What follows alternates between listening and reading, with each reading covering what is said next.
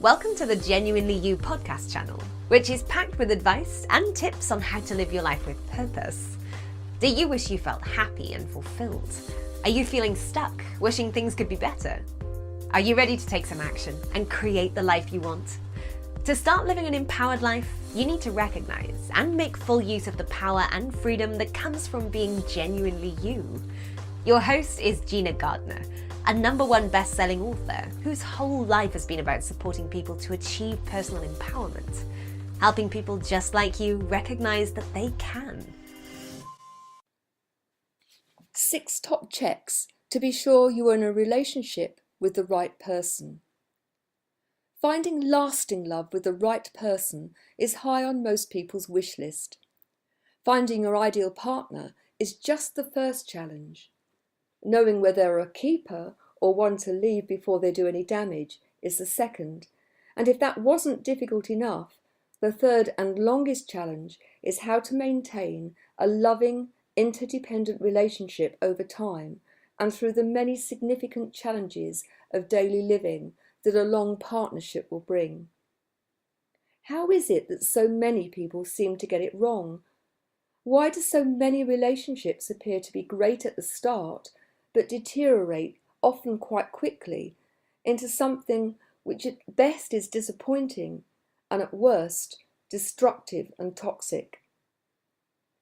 I've worked with many people in every stage of the relationship game. Those who yearn for love and who are lonely. Those in the first flush of a relationship where there are high levels of attraction and hormones and lots of unresolved issues. Those facing a breakup or dealing with a painful parting and the challenge of getting their lives together again.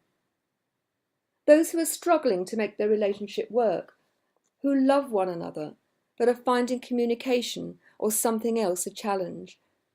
And of those who've created a wonderful relationship over years but face a life without their other half through bereavement. Through my work helping people to create, manage and maintain loving relationships, I've identified 6 key ingredients which have been universally present in great, loving, lasting relationships, and at least one of them has been an issue where relationships have had difficulties.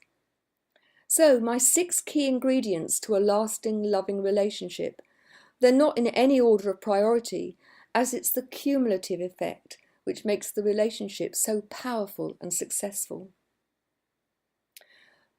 The first is that when you're with your partner, you are the best version of you. Your partner helps bring the best out in you. They want the best for you. They believe in you and they boost your confidence. They never put you down, belittle you, or make you feel small. They are your most loyal supporter, ready to encourage and support, and at the same time keep you grounded and realistic. You value their opinion and take it into account, but know that your opinion counts too. You have equal status within the relationship, and even though you both have different strengths and weaknesses, you each add value to the other. Just think about the way your partner talks to you, their tone, whether they make you feel good about yourself. Do they listen to what you have to say with interest?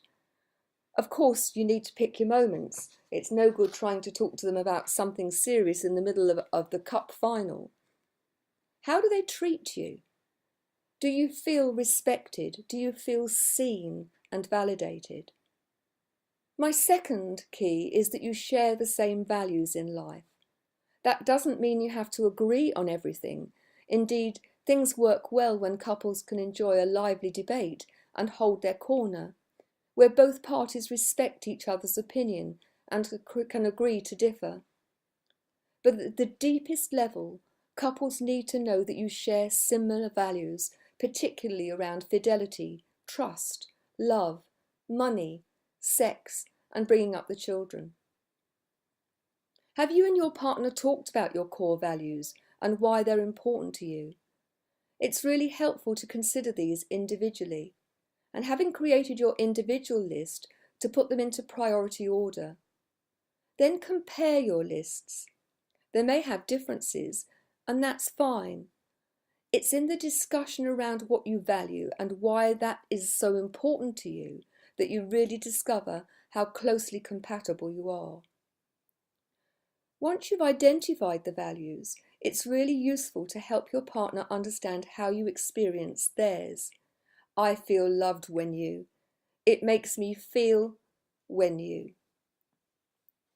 An honest and open discussion about what makes you feel loved and valued and where things don't work for you in an even voice at a time when you're having a calm, loving conversation is so much more helpful than trying to share your distress in a crisis when things get heated and you're likely to handle things negatively. The third is that you love one another unconditionally. Many people offer and withdraw their love on a barter system.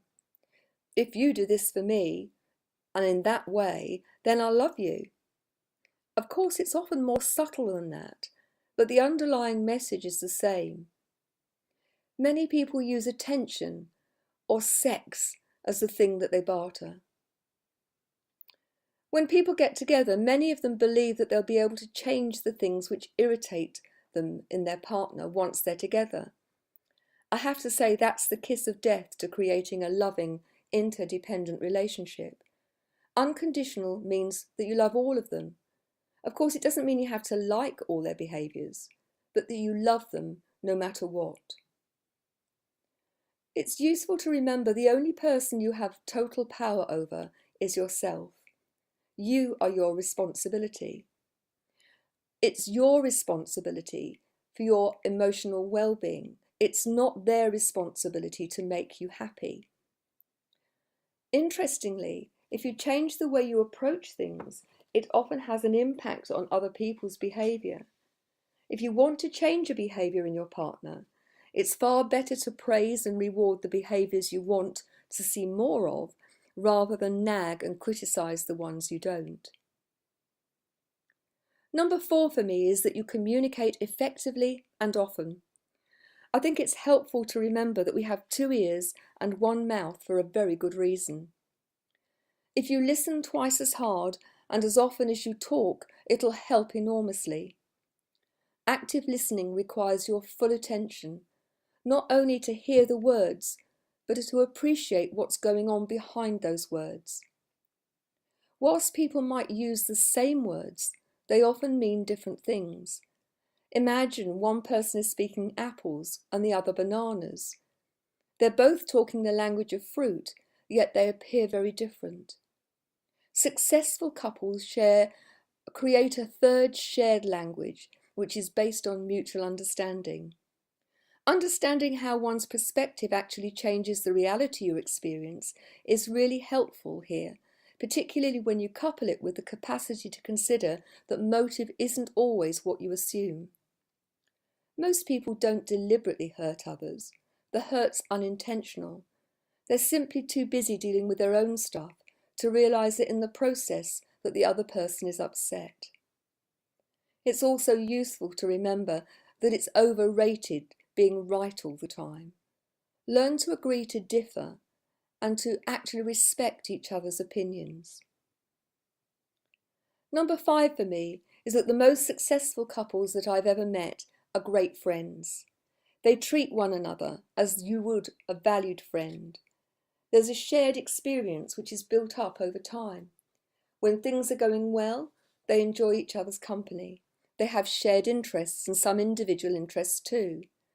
There's a real honesty and a shared trust which is rock solid. When something goes wrong in life, they offer support and comfort. They can weather the inevitable storms because they like one another. If there's a disagreement, it's aired, lessons learned, and they move on. They're generous with praise, forgiving, and ready to trust and show their vulnerability. So, I suggest you create a list of things that you think make a great best friend. Think of the attributes and behaviours you'd expect from your best friend. Consider as wide a range of situations as possible and make your list as comprehensive as you can. Think about the way you behave when you're with your partner. How well do you measure up to your best friend list? and how well do they? This is a useful exercise to do individually, but it's an even greater activity if you follow that up by doing a shared activity with your partner. My number 6 is that couples who laugh a lot together, who are playful and have fun, do really well. Laughing is an incredibly powerful way of bonding when both parties are laughing with one another rather than at someone's expense, of course. It's so easy to lose those precious moments, especially with the pressures of work, managing the children, the house, and the expectations from the extended family. Creating opportunities to be together on your own may need some creativity and a great deal of determination, but they're well worth it. Every relationship requires nurturing if it's to thrive, and being aware of the need to cherish one another is vital. Affection and intimacy are an important part of a loving relationship. And just don't wait for the bedroom. You can be intimate by the way in which you look at someone, by the words that you use, with a gesture or a touch. What should you do if your relationship feels as if it's missing any of these key ingredients? There are lots of options, but all of them will require some action from you. If you do nothing, nothing will change. It is your choice. It's entirely possible to change things for the better. If you want to improve and strengthen your existing relationship, that is entirely possible, and getting some help can make things easier. A great relationship requires a significant emotional investment, but it is so worth the effort. You've just been listening to another great Genuinely You podcast. We hope you enjoyed it. Genuinely You is a culmination of Gina's work, spanning over 30 years, of helping people learn what makes them feel happy and truly fulfilled, and how to achieve it.